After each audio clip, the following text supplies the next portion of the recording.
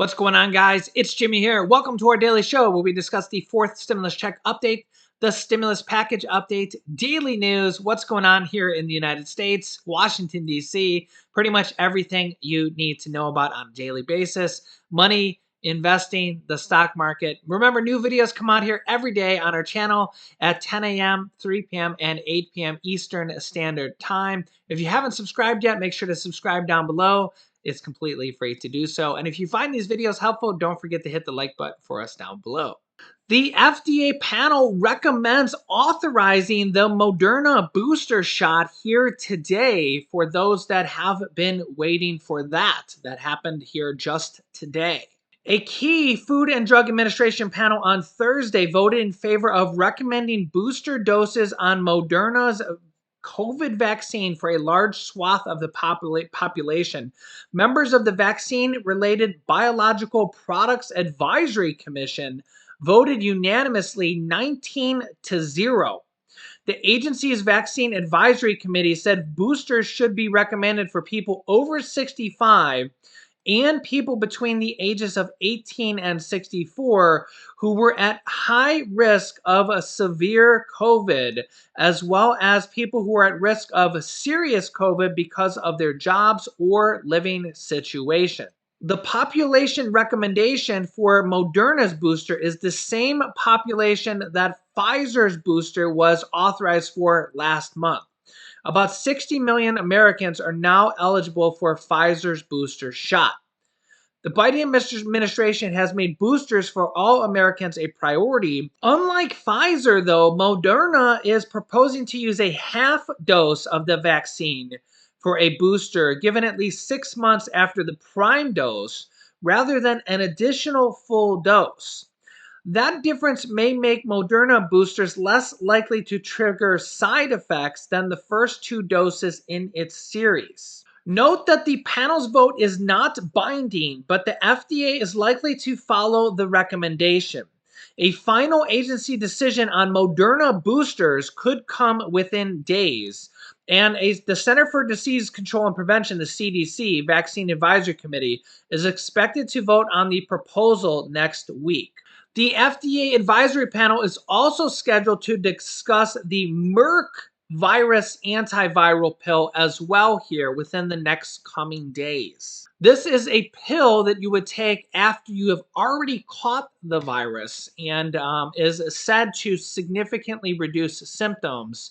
So we'll see what happens here. I will keep you up to date here. There's not really a lot of treatments that you can go through that are FDA approved. So it will be nice to have something like this that is FDA approved. So I will keep you up to date on this situation here.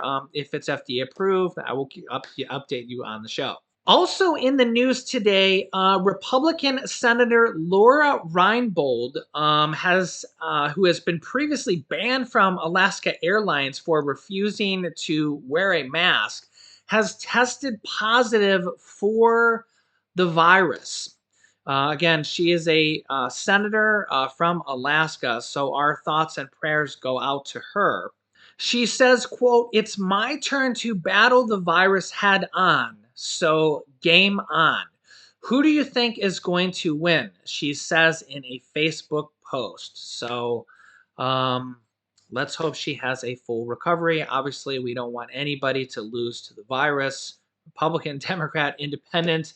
Remember, we are dealing with humans here, so let's hope she makes a full recovery. The U.S. has also announced today that they have elected to rejoin the United Nations Human Rights Council after they have exited it previously under the Trump administration, under the direction of former President Donald Trump. So they have announced today that they will be rejoining the United Nations Human Rights Council. Also, some big news on the stimulus package, or maybe I should say the next stimulus package. That's right. And if you've been watching the show, you know that the Democrats get more reconciliation cards, these little bad boys, on October 1st, which was now about 2 weeks ago. They get more of these processes or reconciliation cards on October 1st because October 1st was the start of the new fiscal year. So they just have them kind of there, waiting, ready to go when they need them. And as I said, they have about another year. October 1st is the start of the new fiscal year. So the new fiscal year has started, which means they have more reconciliation cards and more reconciliation processes where they can pass more bills with only 50 to 51 votes in the Senate. That's what the reconciliation card or process is. It basically means you don't need the normal 60 votes in the Senate to pass a bill. That's how you normally pass a normal vote to bypass the filibuster. But with the reconciliation process, you can pass a certain amount, just a few bills with the reconciliation process. Of course, it has to meet certain rules, the Byrd rules and stuff, as we've talked about on the show. And the third stimulus check package was the first package that the Democrats passed when they came into office, controlling the House, the Senate, and the presidency. Also, the Republicans passed most notably, the 2017 Trump tax cuts when the Republicans controlled the House, the Senate, and the presidency under former President Donald Trump. They actually raised the child tax credits from $1,000 per child to $2,000 under there, and also significantly reduced the corporate tax rate from 35% all the way down to 21%. It's a huge reduction going from 35% down to 21%. Democrats want to raise that back up at least less than half, because if you went from 21 to like 28% would be about halfway. That'd be up 7%, and down 35, down 7% would be 28. So if they went halfway back up, it'd be 28. They're currently proposing to go to 26.5.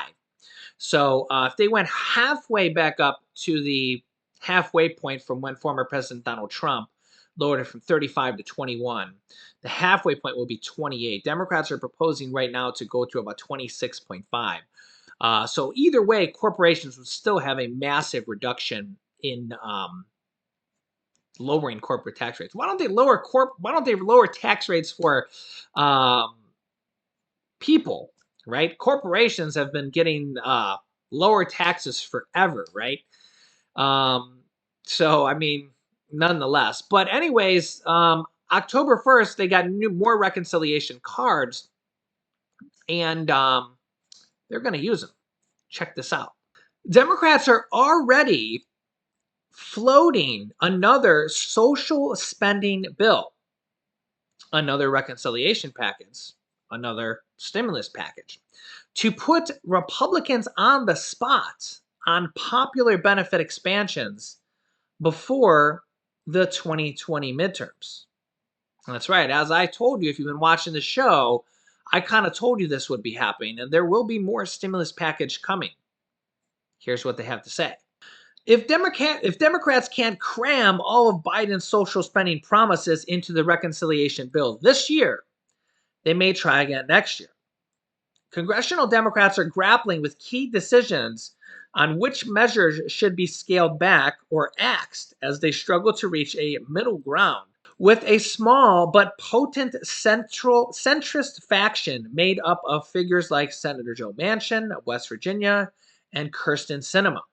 Progressives are spearheading efforts to avoid pitting measures against each other, like affordable childcare against tuition-free community college, and all the different things in the next stimulus package. I mean, there's a lot of them. But some in the party are starting to float another Democrat-only spending bill next year.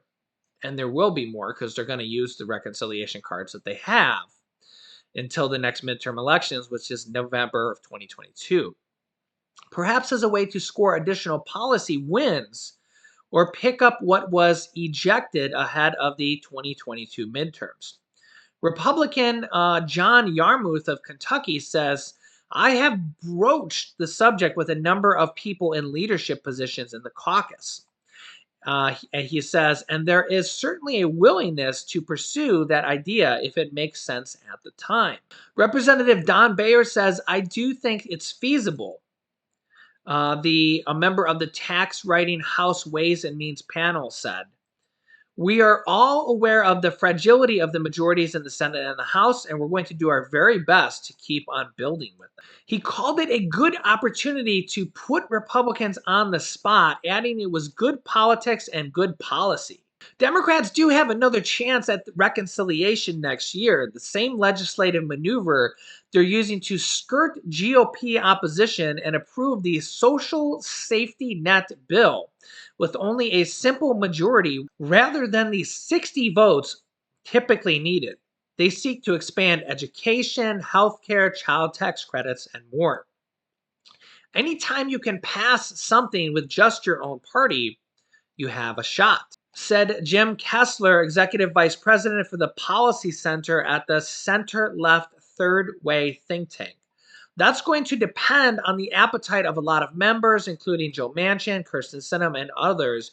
So, yeah, just as I pretty much precluded to this, that whatever is not passed in this bill will basically just be included in the next stimulus package, and we'll also have new things included into the next package, along with possible more stimulus checks or anything new that they want to add. And that's why when we kind of look at the list here, when we kind of look at things on this list here, when we talk about a fourth stimulus check, remember that they've already passed three different stimulus checks here, two underneath former President Donald Trump, one underneath current President Biden. They've already passed monthly stimulus checks known as the child tax credits as well. Those are going out every single month. In fact, the October one is going out right now. Some people already said they've already received it for October. Some people will be receiving it tomorrow. Of course, some people might receive it late. The monthly child tax credits, they're always hit or miss whether they're going to be late for some people. Some people are going to receive them early. But also remember that those monthly checks also are going to end at the end of this year unless they can pass this next package. So they really do need to pass this next package, or else 65 million people are going to stop receiving them. They're only passed until the end of this year. And then the monthly checks are going to go away unless they pass this next package and extend them. They want to extend them until 2025, but that's on the chopping block as well because, well, they're having to reduce the size of this package. So up for consideration is they might extend them until 2022, 2023, 2024, or 2025. They also might reduce the income qualifications or the income thresholds on them. They also might add a job requirement on there, or at least Joe Manchin wants that as well. We also have the Medicare expansion on there to include hearing, dental, vision, and hearing aids. There's been some kind of contention on that it's very expensive, and people like Pramila Jayapal and Bernie Sanders are saying there's no way we're not having that cut out. And some people are saying, well, it's very, very expensive. And then we're having people like Joe Manchin, or not Joe Manchin, but Bernie Sanders and Pramila Jayapal saying, we cannot cut that out. We cannot cut that out. So that is something that they're kind of arguing on right now, as well as the lower prescription drug pricing they're arguing on right now as well, because the long arm of the pharmaceutical companies is proving to be a very difficult thing to pass right now. So honestly, everything is honestly on the chopping block. Nothing is set in stone. Everything is up for negotiation right now. There's not a single thing in here that is safe, especially because there's just no other way to say it than everything is up for negotiation, and there's just nothing that's safe. Every single thing in here could be axed or chopped or cut or added or anything like this. So, and as I said, a fourth stimulus check, remember, they've already passed three different stimulus checks in there for adults and children, I might say, in addition to the child tax credits. And they can include a fourth stimulus check in there for adults for as low as $100 or $200 billion. Billion with a B, that is. That might sound like a lot, but that would be as low as 5% of the total cost of the package. And remember that the second stimulus check was added in there at the very last moment, literally just 6 days before they passed the bill. They actually wrote the bill and didn't include it in there, and they added it in there at the very last moment because people were literally just said, listen, you got to pass it. You got to put this in the bill. People are struggling. We have to have it. You have to put it in there. So all these petitions going around, all these people emailing and tweeting and calling their senators and their representatives, they really do make a difference because they were going to pass the second stimulus check package without a stimulus check in there. And people calling and tweeting and emailing their senators really do make a difference. So all these things on here are really kind of all up for negotiation right now. I honestly can gotta say there's not a single thing that is safe. They're really kind of taking a deep look on every single thing on this list here. Um, yeah, it's just really it's really it's really coming down to the wire here. They're negotiating on the size of the package. They're negotiating on all these things. The 2 years of free college is really being getting a lot of slack right now. There's really a lot of people saying, I don't know if we can afford it right now. Maybe we'll do it in one of the later packages. Because again, there's going to be more stimulus packages after this. I just read you the article. The Democrats have a full year after this until the House and Senate go up for reelection. So that the thing is that they know that there's going to be more stimulus package after this. So the question is, they're saying, what can we put in the package after this? What needs to be passed right now?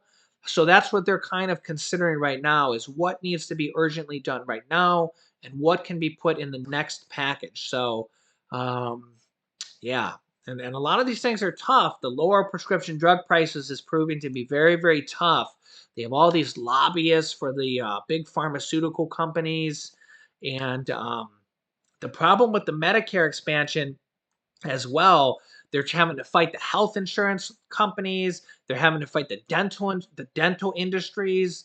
They're having to fight the health insurance companies, the medical lobbyists, and they're having to fight all these industries as well that don't want this change to happen. So um, yeah, it's basically like people like Bernie Sanders against the world trying to get these changes for seniors and lower prescription drug prices, they say up to 2/3 of all adults or more take prescriptions. And having lower prices for all this would be really, really good. It'd be almost kind of like a mini monthly stimulus or a mini savings for so many millions of Americans. You'd be saving on them every single month on, paying on those, saving a little bit of money every month, whether it's I don't know, $25 a month, $50 a month, whatever you pay, every little bit of that savings adds up, man, for the rest of the time. I mean, imagine saving on that every single month. And a lot of people can't afford that stuff. And those are life-saving prescriptions. Those really add up. So there's a lot of different things in this package, and there's all so many moving parts and pieces here. And the other thing we talked about here in the other show is the child care. They want to make child care free for a lot of low income families. Families where the mom and the dad have to go to work and they're low income and they have to pay for the child to go to child care. And it really just eats up a lot of their income. I was reading that in some cases it eats up 33 to 50% of their income and the family just cannot afford to send their child to childcare, but they have no other choice because the mom and the dad work, and the cost of childcare is just exorbitant.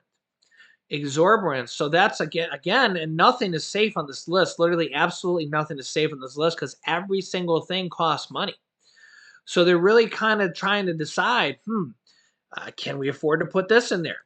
Can we afford to put this in there? And the child tax credit, those monthly payments, and they take 50% of children out of poverty. And they're saying, okay, well, if we can, how many years can we do it for? And then they're saying, okay, the Medicare expansion, and then they're fighting this battle with the health insurance company industries and all these lobbyists and these industries are spending millions of dollars trying to convince voters that it's bad for you and trying to convince the dental industries trying to convince people to vote against these politicians to not vote for this and we're seeing this with the dental industries and the prescription drug pharmacies and it's there's so many moving pieces that it's just Yeah, it's a very, very complex piece of the puzzle. And again, that's why, all these votes are really proving to be, it's not just an easy pass the bill. And that's where there's so many things in this bill, and they're trying to simplify the bill right now. And this is kind of where it's all coming down here. So, yeah. And I mean, we got paid family and medical leave. I mean, people, especially when we're talking about medical leave here during a pandemic, um, and a lot of jobs won't give you medical leave. And if you get sick, if you catch the virus, a lot of people literally can't even afford to take medical leave. And we're in a pandemic, and people can't even afford to leave in some cases. And what do you? It's just like we're in a pandemic, and it's just it a pandemic kind of exacerbates some problems like this that have been going on for many decades. And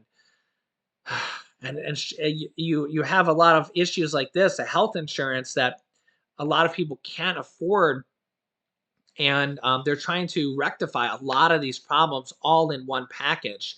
And I think they're realizing that they're not going to be able to do everything all in one package, and which really is why they're already saying that, hey, we're not going to be able to get everything done in one package. There's going to have to be more packages after this.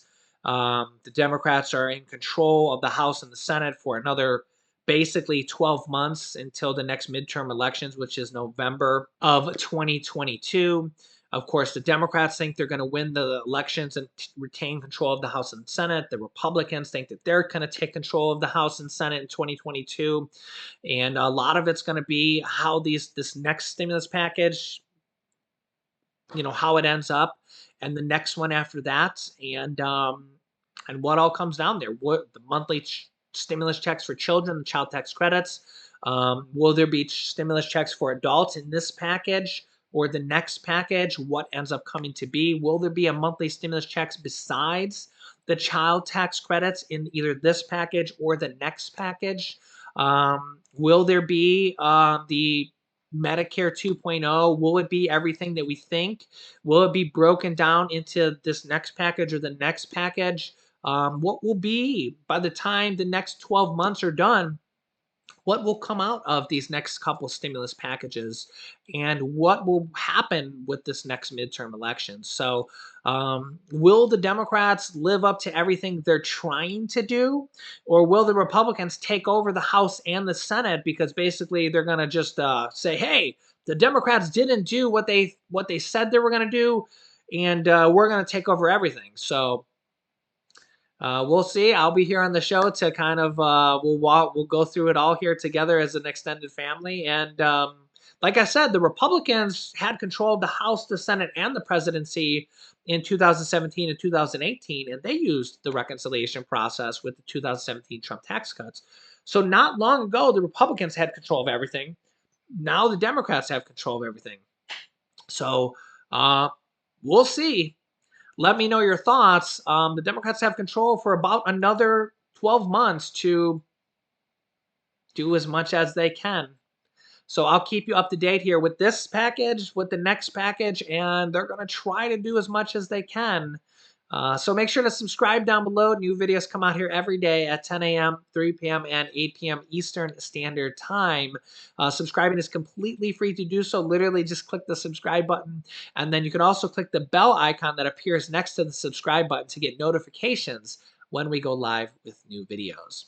You can click here to watch my newest stimulus check video next. And you can click here to see new information about Social Security raises that just came out. Really big info there. So click on one of those videos next. Thanks, guys, and I will see you in the next video.